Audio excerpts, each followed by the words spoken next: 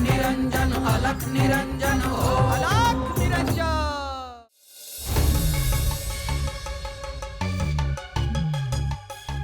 स्वामी, मला नेहमी एक प्रश्न पडतो की साधनेच्या उपासनेच्या आपण काही पद्धती निर्माण केल्या आहेत, त्यातून साधकाला ज्या सिद्धी प्राप्त होतात त्याचा उपयोग तो इतरांच्या कल्याणासाठी का नाही करत? पार्वती, आपण दोघेही साधकाला त्याच्या तपोबलानुसार सिद्धी देतो, पण सिद्धी प्राप्त झाल्यानंतर त्या साधकाला आपल्या शक्तींमुळे अहंभाव निर्माण होतो। त्याला असं वाटायला लागतं की तो ह्या सृष्टीमध्ये हवा तसा हस्तक्षेप करू शकतो। लोकांनी त्याच्या पाया पडावं, त्याला शरण जावं, त्याला भजावं, पूजावं असं वाटायला लागतं। आपण साक्षात परमेश्वर आहोत अशा आविर्भावात तो जगायला लागतो।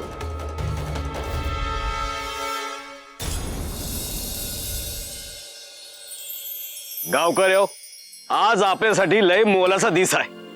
नाथ बाबा कवा बी येते। आज आपल्याला पूजा करायची आहे। समजे तयार आहेत ना? नाथ बाबांनी आता पाऊस पडला म्हणजे पुढची कामं कराया आपल्याला हुरूप येईल बघा आता। आणि नाथ बाबांनी सबूत दिलाय म्हणजे ते होणारच। आपल्या समध्यांचा त्यांच्यावर लय विश्वास आहे।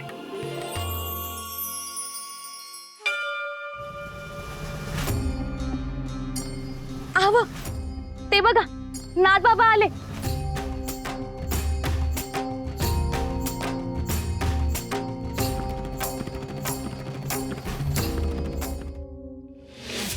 अलख निरंजन अलख निरंजन अलख निरंजन हो अलख निरंजन अलख निरंजन अलख निरंजन हो अलख निरंजन अलख निरंजन अलख निरंजन हो अलख निरंजन। पंच गुरुदेवांनी तुम्हाला शब्द दिला होता त्याप्रमाणे गुरुदेव आज पाऊस पाडणार आहेत। तुम्ही ज्या क्षणाची आतुरतेने वाट पाहत आहात तो क्षण आता जवळ आला आहे। खरं तर असा पाऊस पाडणं हे निसर्ग नियमांच्या विरोधात आहे। सृष्टी चक्रामध्ये एक प्रकारे हस्तक्षेप केल्यासारखंच आहे। परंतु तुम्हा सगळ्यांचं जर भलं होत असेल, सुखाचे दिवस तुम्हाला पाहता येत असतील तर साक्षात इंद्रदेव सुद्धा 2 पावलं मागे सरकतील।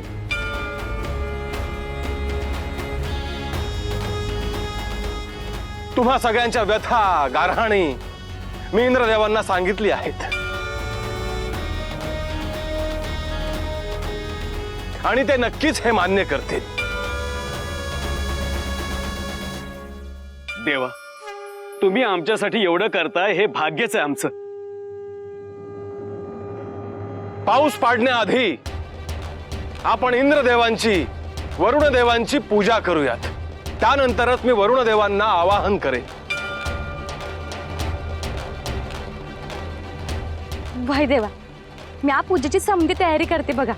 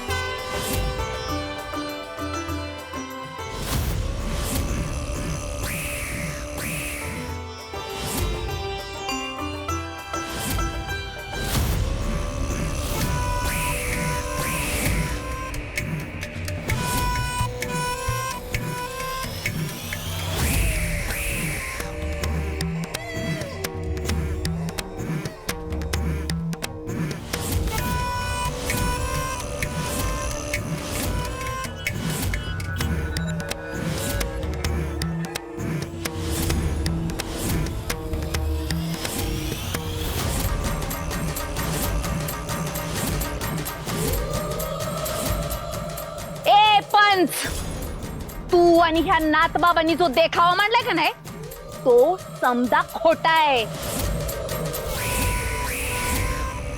गावकरे हो, असा काय पाऊस पडायचा नाही आणि एवढी मोठी सिद्धी कुणाकडे बी नाही. हे समजा चाललंय का नाही ते सगळं बंद करायचं.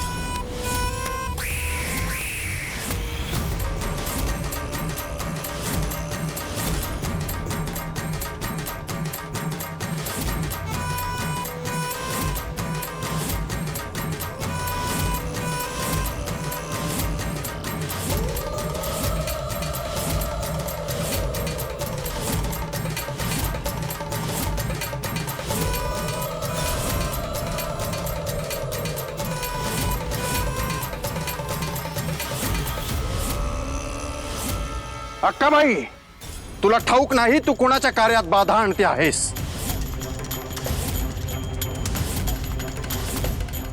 नाथांच्या सिद्धीबद्दल अद्याप तुला माहित नाही. तू त्यावर काही न बोललेलंच तुझ्यासाठी बरं असेल.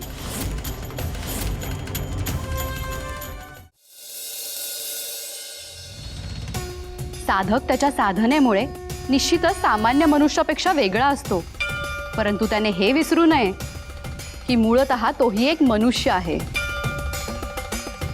साधनेमुळे तो परमेश्वराच्या आणखीन जवळ जातो. हाच बदल त्याच्यात आणि सामान्य मनुष्यात आहे, जो की फार मोठा बदल आहे. पण त्या साधकाने आपल्या शक्तीचा सदुपयोग करायला हवा. लोकांचे कल्याण होईल असे कार्य त्याने करायला हवे. नाथांना कार्य करत असताना याचसाठी झगडावं लागत आहे पार्वती. नाथांनी एवढ्या कठोर तपश्चर्या करून सिद्धी प्राप्त केल्या आहेत, पण त्यांना अशा क्षुद्र विद्या असलेल्या मनुष्यांना सामोरं जावं लागत आहे. जे साधक आपल्या शक्तीचा दुरुपयोग करतात त्यांना योग्य मार्गावर आणण्याचे काम, वेळ प्रसंगी शासन करण्याचं काम नाथ करत आहेत. हे आपण पाहतोय. ह्यासाठी आपण काहीतरी करायला हवं असं मला वाटतं स्वामी. शक्तीच्या उपासकांसाठी आपण असे नियम बनवून चालणार नाही पार्वती.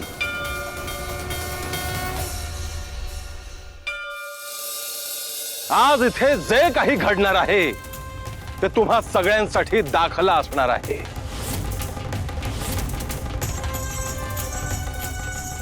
तुम्ही जर मंगल कार्य करत राहिलात तर सदैव दैवी शक्ती आणि शुभ शक्ती तुम्हाला सहाय्यभूत होत राहणार, आणि जे अमंगल करत राहतील त्यांना देवाचा आशीर्वाद आणि शुभ शक्ती कधीही सहाय्यभूत होणार नाहीत. असं मग आम्हासनी बी बघू द्या देव तुमची काय मदत करतो ते, हाय का नाही.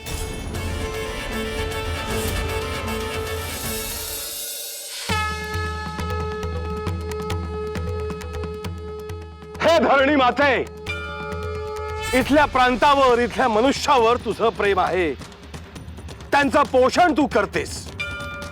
या सगळ्यांवर लेकरांसारखी माया देखील करतेस.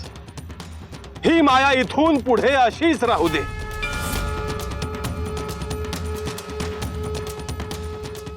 हे वरुणदेव, या प्रांताला इथल्या मनुष्याला आपल्या सहाय्याची आवश्यकता आहे.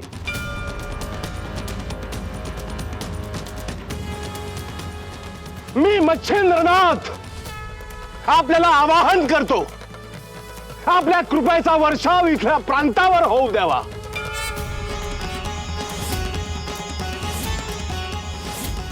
ओम अपां पतये वरुणाय नमः. ओम अपां पतये वरुणाय नमः. ओम अपां पतये वरुणाय नमः.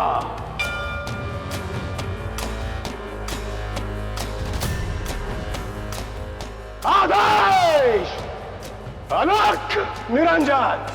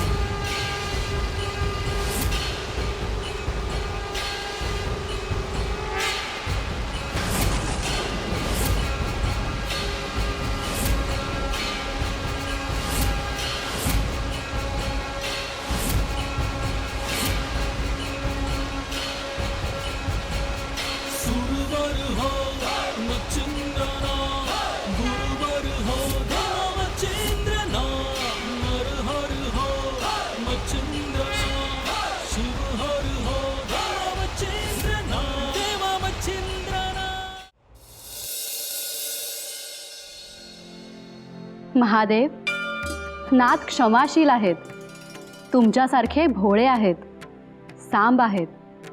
हे तुला कशावरून वाटत आहे? कारण नाथ असे नाही आहेत. आता हेच बघा ना, त्या अक्काबाईला हे शिक्षा का करत नाही आहेत? तिने आल्यापासून त्यांना त्रास द्यायला सुरुवात केली आहे. नाथांनी तिला प्रत्येक वेळेस समजावून सांगितलं, सुधारण्याची संधी दिली. म्हणजे आहेतच ना तुमच्यासारखे. खरं तर ते तसं नाहीये पार्वती. देवांनी, विभूतींनी समोरच्याला शिक्षा करण्यासाठी सुद्धा समोरच्याची तशी पात्रता असायला हवी. त्या स्त्रीची तेवढी आध्यात्मिक पात्रता नाहीये. तिची तपस्या नाही, साधना नाही. तिची साधना तेवढी नसली तरी तिच्याकडे काही शक्ती आहेत. निदान लोकांमध्ये ती तसा भास निर्माण करत आहे. त्या सगळ्या चुकीच्या विद्या आहेत पार्वती. तिने साधनेच्या मार्गातून ज्या काही सिद्धी प्राप्त केलेल्या आहेत त्या क्षुद्र आहेत. त्यातूनच ती लोकांना भीती दाखवत आहे आणि भीतीपोटी लोक तिच्या पाया पडत आहेत. नाथांना हे सर्व ठाऊक आहे. तिच्यामध्ये काहीतरी बदल व्हावा, तिच्या शक्तींचा लोकांना उपयोग व्हावा, असंच नाथांना वाटतं. असं झालं तर ते उत्तमच होईल. मान्य आहे की काही प्रमाणात ती स्त्री त्यांच्या कार्यात अडथळा निर्माण करत आहे, पण त्याने फार काही होणार नाही.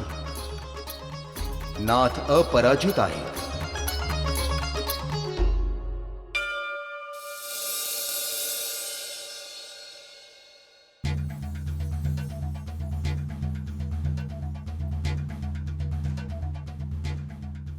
सुमती, आलोय का मी? हो, आले आले. कसं चालू आहे सगळं? ठीक आहे, घ्या. होय.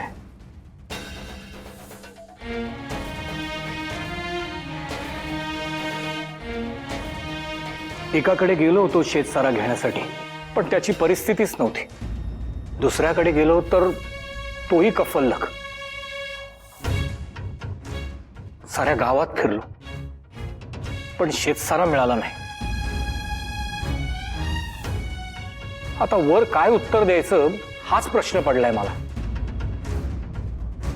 पिताश्री, जे सत्य आहे ते तुम्ही सांगू शकता. लोकांकडे काही द्यायला नसेल तर ते काय करतील? नाही श्रीपाद, असं सांगता येणार नाही. शेतसारा जमा करण्याची जबाबदारी माझ्यावर आहे. मला तो जमा करावाच लागेल. अहो, लोकांना सांगून काही होत नाही का? नाही ग सुमती, मी प्रेमानं सांगून पाहिलं, पण खरंच त्यांची परिस्थिती नाही. काय करावं मलाच समजत नाहीये. अहो, लोकांनी आत्ता नाही भरला तरी ठीक आहे, त्यांना थोडा वेळ तरी मिळेल ना. अगं असं कसं होणार? शेतसारा जमा करण्यासाठी वरिष्ठांकडून विशिष्ट असा अवधी दिला जातो. त्यात तो जमा नाही केला तर शिपायांकरवी तो जबरदस्ती वसूल केला जाईल. नाहीतर त्या बदल्यात लोकांच्या घरातल्या वस्तू ते घेऊन जातील. पिताश्री, तुम्ही काळजी करू नका. यावर नक्कीच काहीतरी मार्ग मिळेल. श्रीपाद, यावर काय मार्ग असेल ते तूच सांग बाबा.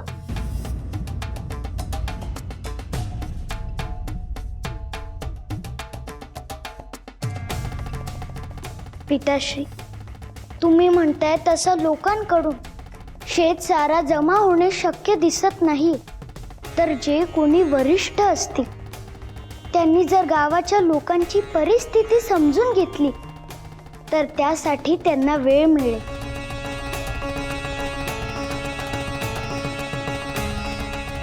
श्रीपाद, बाळा, हे खरंच शक्य होईल का रे? म्हणजे वरिष्ठांना हे पटेल का? मी सांगतो काय करायचं ते.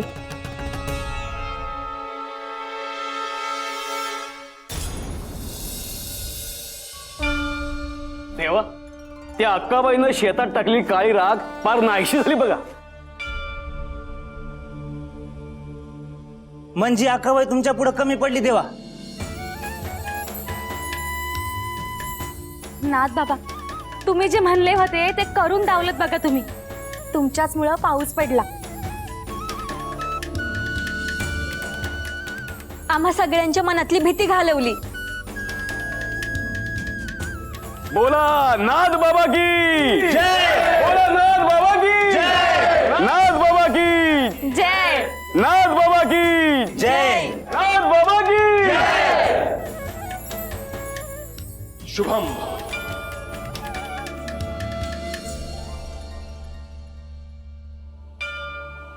पंच, आजवर तुम्ही जसं लोकहिताचा विचार करत आला आहात तसंच लोककल्याणाचं कार्य नाथपंथ आजवर अखंडपणे करत आला आहे. एक प्रकारे आम्ही हाती घेतलेलं ते व्रतच आहे. श्री महादेव आणि श्री दत्तगुरूंचा आशीर्वाद तसेच गुरु श्री मच्छिंद्रनाथांच्या आदेशाने नाथपंथ सर्वत्र कार्य करतो आहे. ह्या लोकांसाठी तुमची असणारी तळमळ आम्ही पाहिली आहे. त्यामुळे आम्ही ठरवलं की तुम्हाला सहाय्य करायला हवे.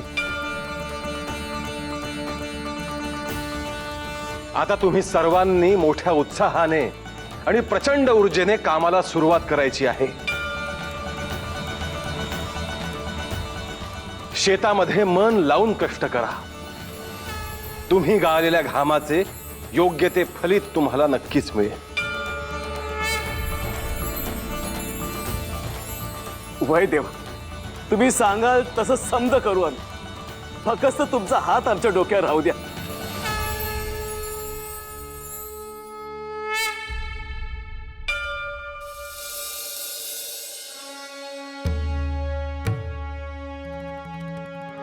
हे धरणी माते, तुझ्या उदरात जे मायेचं भंडार आहे ते सर्वांसाठी खुलं कर. हे पंचमहाभूतांनो, मी तुम्हाला आवाहन करतो, या प्रांतावर इथल्या लोकांवर तुम्ही सदैव प्रसन्न राहा. जे लोक इथे खरेपणाने कष्ट करत आहेत त्यांच्यावर आपली कृपादृष्टी सदैव राहू द्या. हे आदिशक्ती अन्नपूर्णा देवी, मी मच्छिंद्रनाथ तुला आवाहन करतो की इथले शेत पीक पाण्याने बहरू दे, घर धनधान्याने भरू दे. जे लोक या धरित्रीची मनोभावे सेवा करतील त्यांच्या घरामध्ये ऐश्वर्य, संपत्ती, वैभव नांदू दे. आदेश अलख निरंजन. धरित्रीला आदेश, पंचमहाभूतांना आदेश, माता अन्नपूर्णा देवीला आदेश. स्वरूप ललाटी शोभते त्रिपुंड सिद्ध योगी वितर अलख निरंजन. धगधगते तेज कुंड सज्जनासी संजीवन. पंच, दुरितांचे निर्दार ह्या लोकांचे प्रतिनिधी म्हणून तुम्ही पहिली कुदळ मारून कामाला सुरुवात करा. कटति नवनारायण वैजी, दुम दुम तो दुम दुम तो दुम दुम तो दुम दुम तो एक नाद व्यापुनी त्रिभुवन. अलख निरंजन, अलख निरंजन, अलख निरंजन हो आदेश. अलख निरंजन, अलख निरंजन, अलख निरंजन हो. अलख निरंजन, अलख निरंजन, अलख निरंजन हो आदेश. अलख निरंजन, अलख निरंजन, अलख निरंजन हो. अलख